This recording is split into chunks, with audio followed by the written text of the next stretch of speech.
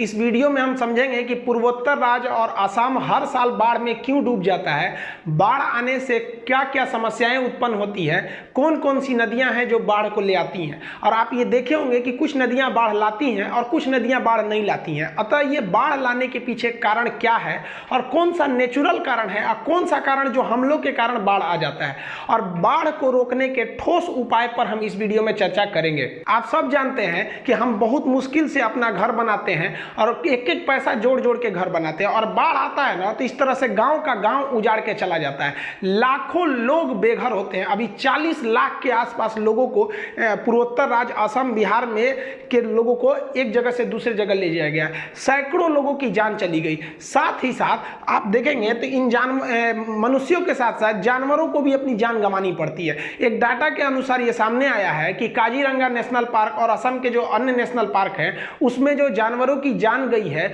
वो पोचर्स यानी जो जंगली जानवर के मतलब स्मगलर होते हैं उनसे ज्यादा जान तो इस बाढ़ ने उनकी जान ले ली है। पहले समझते हैं कि ये ब्रह्मपुत्र नदी जो असम के एरिया में है ये बाढ़ कैसे लाती है। देखिए, ब्रह्मपुत्र जो नदी है इसका ओरिजिन होता है चाइना के तिब्बत में। यहाँ पर इसको यारलुंग जांगपो या सांगपो नदी या प्योंगयांग के नाम से जानते हैं इस नदी को। अब ये जब आगे बढ़ती है तो ये इस डायरेक्शन में होते हुए डायरेक्ट ये यहाँ से घुस जाती है अरुणाचल प्रदेश में। अरुणाचल प्रदेश में इसे दिबांग कहते हैं, और जब ये असम के तिनसुकिया में पहुंचती है तो इसका नाम हो जाता है ब्रह्मपुत्र नदी।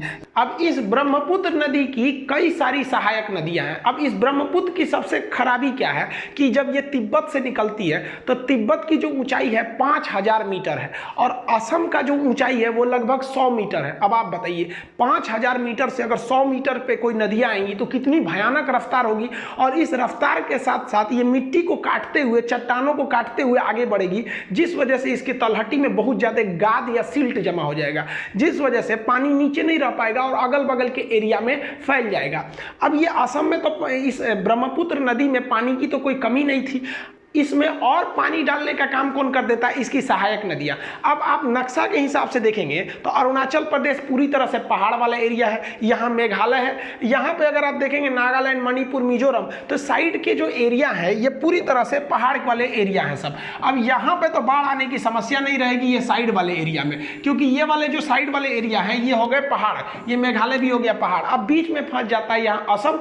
असम को ये ब्रह्मपुत्र नदी जब बांग्लादेश में जाती है तो इसे जमुना कहते हैं। अब यहाँ पर इसकी कई सहायक नदियां हैं जो मिलती हैं। यहाँ से आपकी लोहित नदी मिल जाती है, यहाँ पे सुब्रनासरी नदी आकर यहाँ मिलती है, यही इसमें एक और नदी दानसरी नदी आके मिलती है। यहाँ मानस राष्ट्रीय उद्यान के पास से एक और नदी मिलती है, मानस नदी मिल जाती है, यहाँ पे संकोश नदी इसमें आके मिल जाती है, और बांग्लादेश में जाके इसमें एक तीस्ता नदी भी मिलती है, लेकिन वो बांग्लादेश में चली जाती है। तो इंडिया में ही देख रहे हैं आप इस नदियों में कितनी ज्यादा इसकी सहायक नदियां हैं, सब इसकी ट्रिब्यूटरी हैं जो इसकी पानी को बहुत ज्यादा बढ़ा देती हैं, और ये 5000 मीटर से उतरने की वजह से इतना कचरा लेके आई रहती है कि इसकी तलहटी में इन पानियों को रखने का जगह नहीं होता है, ये अगल बगल में पूरी तरह से फैल जाती है।